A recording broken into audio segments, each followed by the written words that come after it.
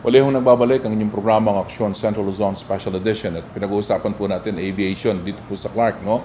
At ang mga guest po natin si Jeff Bradham at saka po si Mr. Rene Banzon.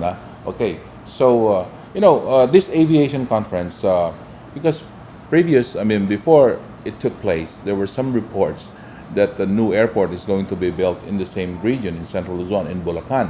Was this discussed in the aviation conference, Mr. Jeff? It was Captain Ben Salas, who is a consultant with DOTC and the Asia Foundation. He did a presentation during the conference, and he went through some of these misperceptions and ideas that are out there to try and dispel some of the rumors. And he specifically addressed some of the alternative sites that have been floated for an international airport. Yes. Around Luzon, so Cavite, Batangas, Sangley Point, Bulacan, all these other areas. And actually JICA, the Japanese International Cooperation Agency, did a study for DOTC, which basically analyzed all the alternative sites in Luzon for an international airport to complement NAIA. Yes. At the end of that study, there was only one passing site, one site that basically satisfied the criteria of the study, and that was Clark. Yes. The only factor of Clark that was not high marks, was the distance away from Manila. But very much overcome. You could very much overcome that distance with rapid bus transit and other things. But it's quicker to reach Manila and Quezon City compared to Cavite and Batangas. And that's kind of also part of the catchment basin for Clark. The airport here at Clark is 23 million people. And the way you measure a catchment basin today is not by distance. Right. And that's kind of the flaw in some of these studies and people making these statements that, it's too far from Manila. Well, it's really not too far because you don't measure distance by kilometers, you measure it by time. Right. And anybody who's ever driven on EDSA knows it doesn't matter if your place is a kilometer away, 10 kilometers away, the traffic there is so bad you'll be in it for an hour or so. So the point is, it's how much time does it take you. So for the catchment basin of the Clark Airport, you're talking about 23 million people are closer to the Clark International Airport than they are to NAIA by time. And that includes Quezon City, Balintawak, Caloocan, Valenzuela, all those northern environs of Metro Manila, as well as regions 1, 2, 3, all the rest. But Captain Ben Salas made a point of going through that. And when you look at Bulacan, Bulacan is a perfectly good site. If you can get the land there, you certainly want to get over 2,000 hectares of land to accommodate really an international standard for an airport. And there's a couple other problems there, not to mention one is that you're going to have to start from scratch to build an airport, which is going to cost you estimates of around $5 to $10 billion. Yes, and that's... Timing-wise, estimates of 5 to 10 years. And that's if everything was a breeze. That's if every permitting process, environmental approval goes through without any hitches. And if you look at Bulacan, and you're familiar with the geography of this area, you know that's a floodplain, number one, and you know that Candaba Swamp there is a bird sanctuary. Yes. So there's going to be some people who definitely have some concerns about an airport there. But beyond all that, the timing taking 7 years to build a brand new airport and the cost of $7 billion, I'm just putting the medium figure there, that's really difficult to justify, especially when tourism today is when it's done, they already have an airport in the outer space for the space travel. Exactly. Masyadong huli na tayo doon. That doesn't help the president's proclamation of 10 million passengers by 2016. The airport's just going to be starting construction. How does that help us today? And that's really where Clark can come in. It's not that you can't do an airport in Bulacan. Great, it can be another airport. Not that you can't do an airport. Where do you get the money, Where do you get the money? Where do you get all these other aspects of it? You have Clark that exists today. Clark is one of the fastest growing airports in the world today. 70% growth last year in passenger volume. Enormous growth. Right. It's doing that every year. The projections are it's going to double in growth every year for the next 5-10 years. So if that's the case, why are we looking at alternative sites that we have to start from scratch? Why not just go ahead and develop and support the organic growth that's already taking place here? Right. That seems to make the most sense in terms of an economic perspective and a time perspective. Right. And not only that, you spend that $7 billion, you spend that 7 years, let's say, and then Bulacan is what, 20 7 years, minutes that's away? just for the permits, okay? Yeah, just for the permits. Right. You get an approval, then you start. And that's 20 to 30 minutes away. So Mhm. you move a little further down and you're here already in Clark. Right. So why bother? And Bulacan, I know, floods. Right. It's below sea level. Clark is flood free, right? Yeah, this is something that the Singaporeans were saying. I Mhm. think the Americans chose very well. Mhm. Sometimes it's flooded outside, but here never No, inside. no. It's definitely one of the factors they chose it. Clark Mhm. is higher elevation than San Fernando, Mhm. higher than Bulacan, higher than most of the plains of Pampanga. Yes. And If you go outside, it's higher. absolutely, Outside of the gates, it's higher already. that's right. It's actually, I can't remember the exact figure, but it's something like 150 meters above sea level. So it's significant. Yes. And it really doesn't flood here. And the typhoons here are not as bad as let's say Manila. Or Especially now, the typhoons have transferred to Mindanao. Oh. Not only that, I think it's because it's surrounded by mountains. Yes. So by the time it hits, There's a natural protection. yeah, Mhm. that's why the hangars that we made are supposed to withstand this certain maximum Mhm. wind, whatever. But we never achieved that because the winds here don't really get that bad. I mean, Mhm. I don't know. A lot of natural things probably were What are seen by the what are the other positives for Clark? Well, I was just going to say this. The other side of the coin is it goes back to what I was just saying, that urban development. Mhm. You know, when you look at it from an urban development perspective and a country-wide perspective, how much more can Manila support? Right? Yes. I mean, it's already the epicenter of the Philippines. Mhm. It already has it's a mega city with its 15 million population. That's center. why they call it Imperial Manila. Imperial Manila, that's right. But at the same time, it's got this urban sprawl. Right. Quezon City, to the south, Cavite. Manila was Bataan. designed for 3 million people. That's right. And you're now I seeing... think they have 8-10 million now. Just Manila. Right. It's Mhm. bursting at the seams, really. It really is. The sewage infrastructure, the water infrastructure, Right. the road infrastructure, the aviation infrastructure, the seaport infrastructure. Mhm. Everything is at max. Mhm. And so you really have to look from an urban development perspective. I mentioned this in the beginning, an independent growth pole away from Manila. And Mhm. Clark can provide you that. Tarlac. You Yes. have industrial sites to the north. Mhm. They're expanding the SETEX Right. up the Tiplex, the Tarlac, Pangasinan, La Union Mhm. Expressway, all the way up to Baguio. Subic to Baguio, you have a connectivity now with the seaport at Subic, with the industrial sites in Tarlac and Baguio, all connecting at Clark as the hub, independent growth pole, new one in central Luzon. Are you aware that 70% of Filipinos abroad are from north of Manila? I'm very much aware of it, and guess who else is aware of it? Mhm. Emirates. Emirates, And that's why right? they're coming here. And that's Yeah, why they Dubai. just announced. Mhm. Yeah. Mhm. The OFWs, I mean. Yeah. Yeah. 50%. And even those in the United States, they're Right. from Pampanga, they're from Ilocos, Pangasinan. From central and northern Luzon. Certain, that's right. yes. Mhm. That's right, and that's a big reason why Emirates announced their daily flights to Yes. Dubai. Mhm. They have a loop in the Gulf Coast countries that Mhm. they can get all of the OFWs in the Middle East, bring them into Dubai, into the hub, Yes. and fly them back here to the Philippines. Right. So it's around 3 million OFWs in the Middle Eastern countries right now. And then those people, they can go faster home, huh? That's right. They don't have to travel through EDSA. That's right. Exactly. Bypass it completely. Yes, bypass it, right. Mhm. That's amazing what Emirates did because they know the market is there, but it's not developed, so they're coming in to develop that market. Mhm. So that's good. Because everybody now is used to going to Manila to process everything. Yes. Visas, the recruitment requirements Mhm. and all this. But one thing that the recruitment companies can do, for example, is to have an expansion here, Right. so that processing can be done here. Visa, you're only there for 1 day anyway, the most. And as I said, most of those who go abroad to work, the OFWs, as you mentioned, they're from Central Luzon to Northern Luzon. Yeah, exactly. That's right. That's why if you have a flight that comes directly here, even if it doesn't start, with that many passengers Mhm. at the beginning, it's going to definitely pick up Right. because these passengers they want to come here because they live here in this area. You know, and I'm so happy with just what the little things happening in Clark right now.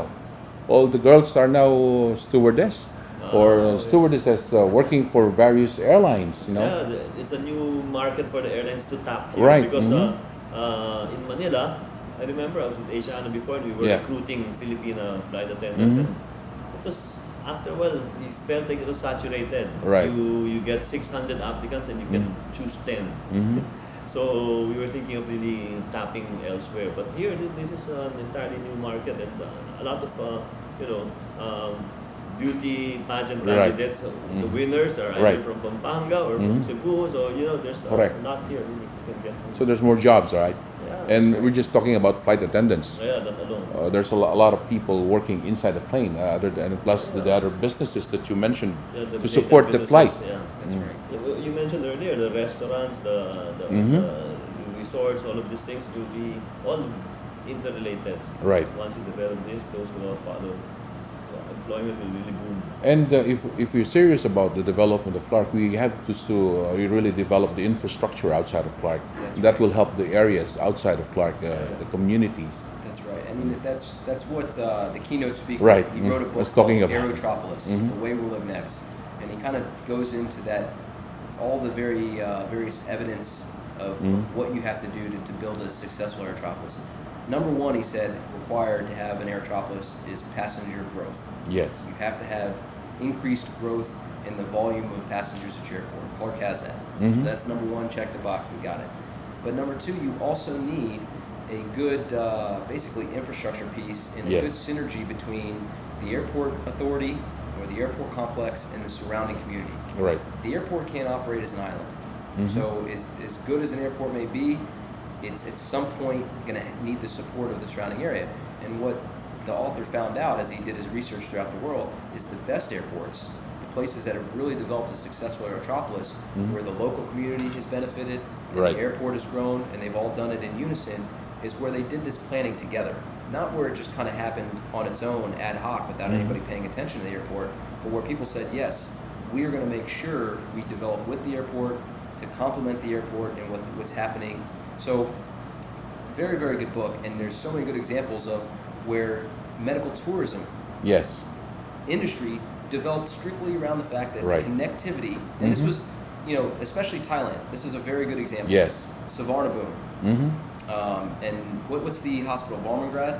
Uh-huh. The hospital there in Thailand. And they're raking it, huh? They're raking it in, but that hospital, it's, I think, one of the few hospitals in the world where the percentage of patients that are foreign versus local is more foreign patients More, than there are local. mhm. And the reason for that is medical tourism. Right. And that was not done on purpose. That was just an offshoot. When they started having all the connectivity, they didn't realize it. All of a sudden, the Middle Eastern countries Right. started sending all their public servants, all their government officials and workers, cheaper to send them to Thailand to get their medical treatment, executive checkup, R&R, huh? as an R&R medical tourism package. So that's what they do.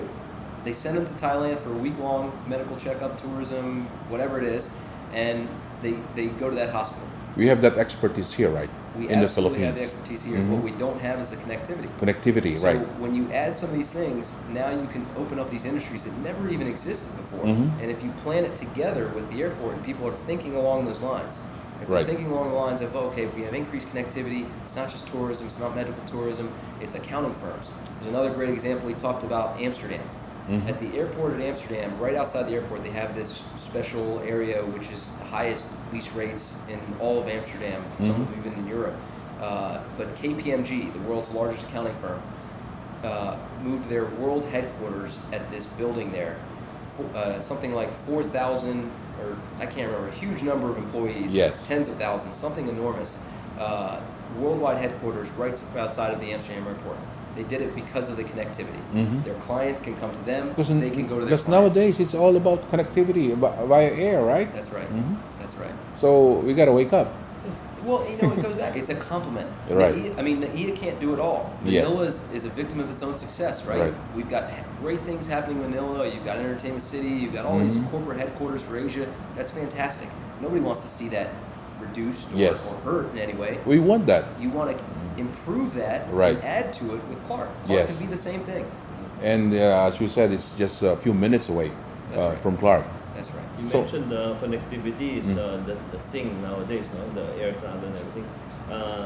The reason why aviation lately is so successful is because of the LCCs. The LCCs are growing so much. Oh, Air travel has become very affordable, and the most successful LCCs are the ones that have the most connectivity. Right. To, all the different destinations that are They're like reached jeepneys, by the right? legacy carriers, huh? parang jeepneys, no? Oh, exactly like the jeepney. Everybody can take the jeepney Oh. and get anywhere. That's right. And then you just pay this small amount. So Mhm. that's the success of the aviation sector now.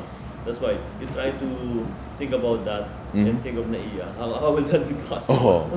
Kaya maganda na talaga. It's No? volume, it's Oo. all volume. Kaya talagang hindi pwedeng pag nandiyan na, pumutok na, doon pa lang tayo, Oo, dapat prepared na tayo. Dapat simultaneously, as Jeff was saying. before it happens, develop it right? At the same Yeah, time. you don't want to be reactionary. Mhm. You don't want to wake up and find out, oh my God, Mm. we have 10 million passengers here, and we don't have the road infrastructure, the hotel infrastructure, Mhm. the restaurants. We don't have anything to support it. You want to be in front of that Right. because that's really where you get the benefit. Now you can, the whole society and the area is going to benefit much further if we develop it in unison and with a synergistic approach. That's it. Before that happens, before anything the government decides to move into, think about Clark and everything, the master plan is important. Someone That's right. really has to look at Mhm. that. And that's what USAID has done a grant study with DOTC, with SEAC. They've done a land use plan. Mhm. They have a land use plan for Clark for all 2,400 hectares. That's, you guys saw that. You picked your site based on the land use plan, understanding it. Others have done the same. That really helps with the investment as well. Yes. That's They know where to part go, of- right? That's right. That's part of the government putting out a clear roadmap. Right. Here's the land use plan. If you want to invest in the Clark Aviation Complex, here's the offering. But in an aerotropolis concept, that's so small, right? The expansion, the preparation will have to include all the local government units and the communities that are around the complex. It should. Because if it doesn't, then there's missed opportunities, Mhm. and then you might not get the highest value type of investments. Investments, right?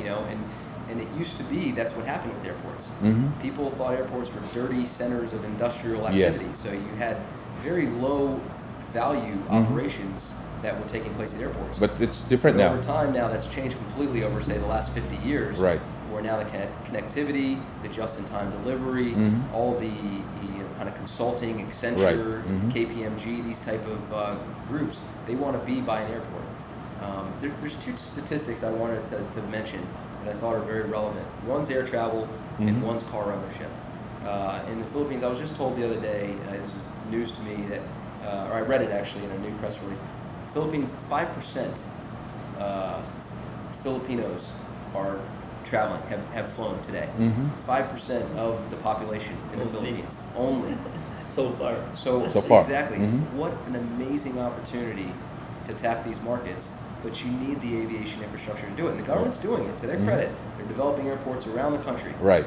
But Clark has to be a part of that. Yes, it can't of all go course. through Manila. Mhm. It can't all go through Cebu. You got to have all the rest of the complementing airports to create all this connectivity you need. So if 5% of the population today is traveling, and that's growing exponentially with Right. Cebu Pacific's LCC and Mhm. Airfill Express and Air Asia. Plus and all the people rest. in this area, they have money to travel domestically. That's right. That's right. The other one is the car sales and Right. the car ownership. Mhm. By international standards, the Philippines car ownership, vehicle ownership is very low. It's about Mhm. 7% of the population owns a vehicle, whereas the international standard is around 15%. Mhm. Double, more than double. Put that into perspective. When you're on EDSA next time, picture it with twice the amount of cars you see on there today. Yes. And that's what EDSA will be in the next, Mhm. 5, 10 years or several years. Those are the things that really we need everybody to be understanding and looking at, because that's where you got to say, all right, it's not sustainable. We need these alternative, independent growth poles, and we need to plan early on, master plan how we're going to support this growth. Because otherwise, we're going to have a bunch of EDSAs all over the Philippines, a bunch of parking lots. We can handle that. Yeah, Huh? Mhm. exactly. All of a sudden, I'm so worried about Don Vico. And, Yeah, exactly. Right. Right. because even today, Even- out of, today. here to Marquee, it takes you 30 Even minutes. friendship, it Yeah. used to be a dead highway. That's right. That's right. Nowadays it's the whole day. It used to be busy only Rush hour. rush yeah, hour, Yeah. going to work and going out, going home. Right. But now it's the whole day. All day long. That's And right. MacArthur Highway. is also Oh, a highway, but, MacArthur, right. yeah, Mhm. barely moves. MacArthur parking lot. No, you're right. But those are the real life things that are taking place, Mhm. and that's as this airport's growing, just the beginning phases. Mhm. I mean, we're at 1.3 million passengers. Right. What's it going to look like when we're at 10 million passengers? Mhm. And that's where you keep mentioning it, and it is so important. You have to get the LGUs involved. Right. It can't just be the Freeport zone. Mhm. making a master plan and working within itself, because an airport in and of itself puts a lot of stress on the surrounding communities. Right. And a lot of extra Imagine, considerations. Imagine Balibago and Dao. These are barangays, but they're like municipalities That's in right. terms of population, in terms of the number of businesses that they have. Right. If you don't move, I've heard them talking about parallel roads inside Clark going to Mabalacat and Bamban and Capas. They're readying themselves. That's good. That's We good. got to be ready for all this. Absolutely. They can do that. Why don't they do that? That's a good idea. Yes. Especially when if ever the train comes in, Oh, you might come down the train and stop there. You cannot move. hindi ka na makagalaw. Anyway, I'd like having you both because I like learning and listening to you. I'm not working so much. And we have a few minutes left. You want to add anything more to, very passionate itong mga kaibigan natin, dito sa Clark, eh. Galing na eh. Oo. Nasabi ko lang, I just said Clark is it. They Oo. nagpagawa ng mga pins. Well, the thing I would add is there's some great things that the government's doing already, especially what SEAC's been doing, in order to create the local connectivity. Yes. Which a lot of people say, okay, Clark's great, you have the aviation connectivity, but how do we get there? The distance is too far, and the time, and this, that, and the other. Well, one of the things that SEAC has done to address that specific issue is they just put in place a city terminal at the Trinoma North Edsa Mall. Yes. And this is really a great public-private initiative that you have Ayala, who donated the space, Yeah. provided it for SEAC. SEAC has put up this city terminal where now passengers can come to this terminal at the mall, check in with their baggage, get their ticket, and take a one-way bus every half an hour for 200 pesos directly to the airport. And their bag's already checked, they Right. already have their ticket, their booking, they go right, to check in at their gate. That's phenomenal because, again, we talked about that catchment basin. Right. And now, that catchment basin, the demarcation line for that catchment basin is pretty much the North Edsa Mall. Right. So that's really strategic that they placed the city terminal there, because now you've provided access for all those millions of people who otherwise would say, well, I don't have a car, or where's the scheduled bus service to get me to Clark? What that is that's the beginnings of a rapid bus transit system. Right. And that is what's going to make Clark viable. Right. You don't need a high-speed rail link. You certainly don't need it today, because Not if you yet. look at the MRT and the LRT, these things have been the passenger volume for the MRT and the LRT is 180 million passengers a year. There's no airport in the world that has that kind of passenger volume. So if the MRT and the LRT, as everybody knows, is still losing money, is still being subsidized by the government, then why are we going to build a high-speed rail link for, say, 5 or 10 or even 30 million passengers for Clark? You want to lose even more money? I mean, it just economically doesn't make sense, right? So, and what many countries around the world have done is where they can't put in the high-speed rail link on day 1 or day, year 10, they eventually will. It's a great infrastructure piece to have, but you don't need it right away. What they do is they put in the bus rapid transit system. Right. They get that lane on the NLEX, dedicated for the buses, and they back and forth from Manila to Clark. Road connectivity, huh? Road connectivity. Okay. Mr. Rene. I was thinking, even before the Clark Aviation Conference, I was thinking, without the specific direction of the government and the little things that SEAC is able to do, this airport will still Oh, grow by nagka-take itself. off pa rin, Yeah, ah. it's taking off. All of a sudden, last I counted, there are 11 airlines flying, including Right. FedEx and UPS. Mhm. So, Tapos bago pa, di ba, yung Dragonair, Emirates are coming Emirates, in. right. Let these people just operate, support them as much as we can, Oo. help them market if possible, and this will grow. Tama. Oh. First time you had me Right. the interview, I was saying 5 years from now we won't recognize Clark. Oo, tama. And that was even before. Especially if you keep on talking like this. Anyway, guys, I'd like to thank you both again. Thank you very much. And I'm sure the audience of Central Luzon, a lot of them are very influential people. And I think they can say a word or two for Clark. And we need all this backup for Clark, because this is the answer. This is the trigger that we need this is not just parochial development or development in Angeles City or Mabalacat, but this is national development if you really really take it seriously. So maraming salamat po at sana po ay magkatulungan po tayo para lalong mapaabot na pabilisan po natin ng pag-unlad po ng Clark sapagkat ito po talaga ang kailangan natin. Ito po ang inyong lingkod, Sunny Lopez, sa inyong programang Aksyon Central Luzon Special Edition.